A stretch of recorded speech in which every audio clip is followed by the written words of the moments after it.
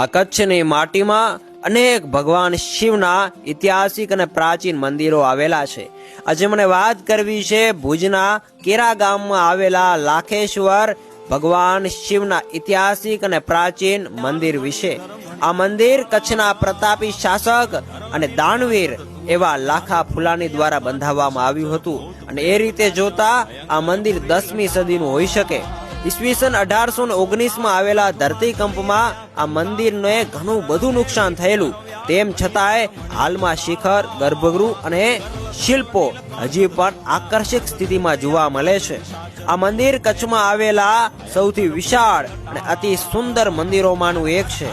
એના શિલ્પો અને કોતરણીની ઉત્કૃષ્ટતા એ સમય બંધાવેલા ખજુરાહના મંદિર સાથે તુલના કરવા પ્રેરે એવી એની કોતરણી અને એના શિલ્પો છે.